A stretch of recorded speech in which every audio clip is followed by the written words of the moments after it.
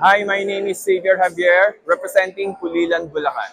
Hi, Xavier. Hello. How are you? How's the feeling so far since you're already a official candidate of MIPH? Actually, sobrang saya ko kasi hindi ko in-expect na makakarating ako hanggang nationals kasi tulad ko as a businessman, alam naman natin ng mga negosyante ay sobrang busy sa kanilang negosyo. Pero yun yung maganda sa akin kasi na ma-manage ko yung oras ko pagdating sa pagnenegosyo at pagsali sa ganitong pageant.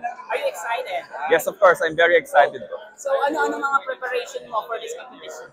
Actually, unang-una preparation ko, number one talaga time management. Kailangan kong pagnenegosyo at ang pagsali sa ganitong pageant. At of course, kailangan natin na tamang diet, gym, of course, yung ramp at Q&A. What is your business? Oh, yung business ko pala guys, please support my business, Hale Burger, and I'm the co-owner of Koi Station. Please support my business. Sana matikman natin yan. Yes, soon. Ano ang in-expect nila ng supporters mo for this upcoming coronation night? Sa upcoming coronation night, of course, gagawin ko lahat.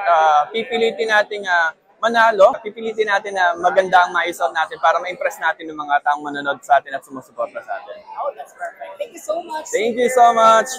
Thank you.